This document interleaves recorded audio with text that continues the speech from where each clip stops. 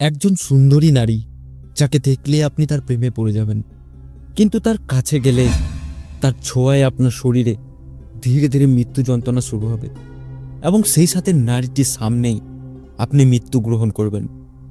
হ্যাঁ বন্ধুরা, আমি কথা বলছি ভারতের ইতিহাসে সবচেয়ে কুখ্যাত গুপ্তচরদের বিষয়ে, যাদের বলা হয় 20 কন্যা।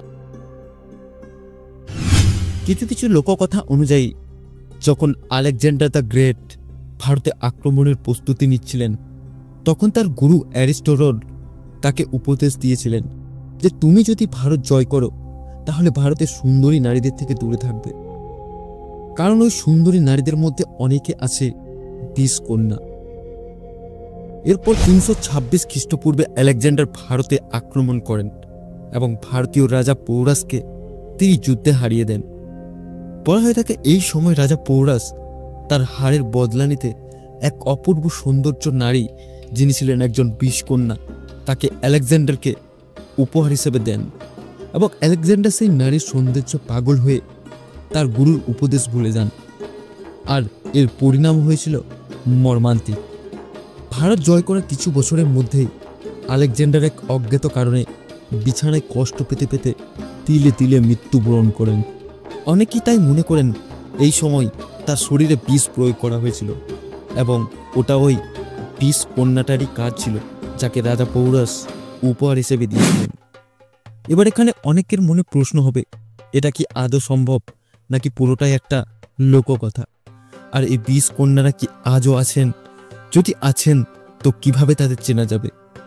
আর এই সব কিছু প্রশ্নর উত্তর পেয়ে যাবেন এই ভিডিওটির মাধ্যমে। তাই ভিডিওটি শেষ পর্যন্ত দেখতে থাকুন এবং এই ছোট্ট চ্যানেলটাই যদি আপনি নতুন এসেছেন তাহলে আজই সাবস্ক্রাইব করে রাখুন চ্যানেলটা। বন্ধুরা, এখানে সবার আগে প্রশ্ন হলো, কাদের বলা হয় এই 20 কন্যা? বন্ধুরা, এখানে নামের মধ্যেই লুকিয়ে রয়েছে এদের রহস্য। 20 কন্যা, যার অর্থ বিষাক্ত কন্যা বা নারী, যাদের শরীরের মধ্যে বিষ থাকে।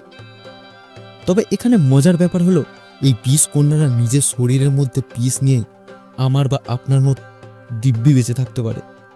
প্রাচীন ভারতের ইতিহাসের রাজারা তাদের শত্রুদের বিনাশ করতে এই 20 কন্যা নারীদের ব্যবহার করত অস্ত্র হিসেবে। এখন আপনাদের মনে প্রশ্ন হবে, কিভাবে এত সৌন্দর্যের নারী 20 কন্যা হয়ে উঠত? চলুন তাহলে জেনে নিই। কিছু লোককথায় এবং কিছু পৌরাণিক কাহিনীর মতে এই 20 কন্যাদের খুবই অল্প বয়সে থেকে বেছে নেওয়া হতো। এরপর তাদের আগামী 10 থেকে 12 বছর শুধুমাত্র ট্রেনিং দেওয়া হতো, আর যখন তাদের ট্রেনিং শেষ হতো তখন তাদের বয়স হয়ে দাঁড়াতো 16 থেকে 17 বছর। আর এরপর থেকে তারা শুরু করত নিজের রূপের জালে জড়িয়ে শত্রুদেরকে ঘায়েল করা। প্রাচীন ভারতে এই 20 কন্যা তৈরি একটি বড়সড় প্রথা ছিল, যেখানে রাজারা প্রচুর পরিমাণে অর্থ ব্যয় করতেন এই 20 কন্যা তৈরি করতে, আর এর দায়িত্ব দেওয়া হতো শহরের পতিতা নারীদের কাছে। তারা সেই সময় ছোট ছোট বাচ্চা মেয়েদেরকে ধরে নিয়ে আসতো বা তাদের পরিবারের কাছে থেকে কিনে নিয়ে আসতো, আর এই সমস্ত বিষয়টি গোপন রাখা হতো, ফলে বোঝা যেত না কে আসল 20 কন্যা। সেই ছোট ছোট মেয়েদেরকে খাবারের সাথে প্রতিদিন অল্প অল্প করে বিষ মেশানো হতো, যাতে তাদের শরীরে বিষের প্রভাব সয়ে নিতে পারে।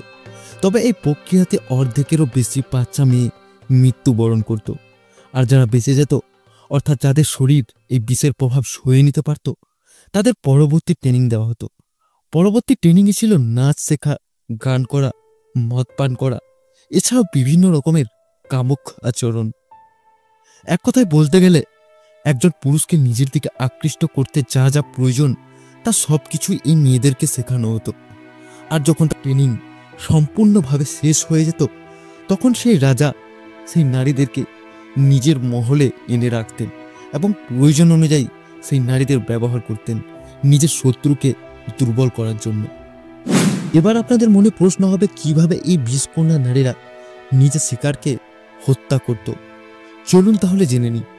যখন কোনো রাজা বা কোনো রাজ্যের গুরুত্বপূর্ণ ব্যক্তি এই 20 কন্যার সৌন্দর্য দেখে মুগ্ধ হয়ে যেতেন, তখন সে 20 কন্যা প্রেমের জালে জড়িয়ে নিতেন। সেই ব্যক্তিকে এক কথায় বলতে গেলে নিজের প্রতি পাগল করে ফেলতেন এবং নিজের কাছে টেনে নিতেন।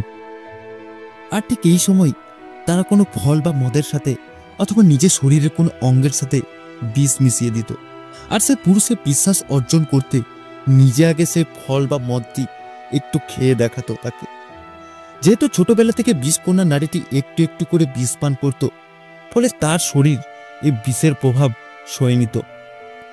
আর সেই শত্রুপক্ষ যখনই ওই মদ বা ফলটি খেত, তখনই সে সঙ্গে সঙ্গে মৃত্যুবরণ করত। বন্ধুরা, বিষকন্যারা যে শুধুমাত্র মানুষদের হত্যাই করত এমন কিন্তু নয়, এদের আরও অনেক কাজ ছিল। অনেক সময় শত্রুপক্ষের রাজ্যে অনেক গুরুত্বপূর্ণ ব্যক্তি, যেমন মন্ত্রী বা সেনাপতি, তাদেরকে নিজের প্রেমের জালে জড়িয়ে তাদের মাধ্যমে অনেক গোপন তথ্য জেনে নিত এবং নিজের রাজ্যের রাজার কাছে খবর পৌঁছে দিত। তবে এই কার্য সিদ্ধি হবার আগেই যদি কোনোভাবে শত্রুপক্ষ টের পেত যে এই নারী একজন বিষকন্যা, তখন তার অবস্থা হতো খুব ভয়াবহ। যেমন গরম তেলে চুবিয়ে তাকে হত্যা করা হতো, এছাড়াও জীবন্ত অবস্থায় আগুন লাগিয়ে পুড়িয়ে মেরে ফেলা হতো। বন্ধুরা, এই ছিল বিষকন্যা নারীর ইতিহাস। কথায় আছে, নারী থেকে সর্বদা দূরত্ব বজায় রাখা দরকার। আর এর অর্থ আজ থেকে 1000 বছর আগে আমাদের পূর্বপুরুষ প্রমাণ পেয়েছিলেন। এখন আপনারা বলবেন, ওই যে বিষকন্যা নারী, তারা কি আজও আছেন আমাদের সমাজে? হ্যাঁ বন্ধুরা, বিষকন্যা আছে আমাদের সমাজে আজও। আমার আপনার মতো অতি সাধারণ ব্যক্তি তাদের টার্গেট নয়, তাদের টার্গেট সবসময় বিশেষ ব্যক্তিদের প্রতি থাকে। যাই হোক বন্ধুরা, এই বিষকন্যা যে শুধু নারীরাই হতো এমন কিন্তু নয়, পুরুষরাও হয়েছিল। যদি পুরুষদের বিষয়ে জানতে চান ইতিহাস, তাহলে বলবো রাজা চন্দ্রগুপ্ত ছিল বিষাক্ত পুরুষ। কিন্তু কিভাবে, যদি জানতে চান তাহলে কমেন্টের মাধ্যমে জানান। পরবর্তী পর্বে আমি জানিয়ে দেব রাজা চন্দ্রগুপ্ত ও আচার্য চাণক্য ইতিহাস।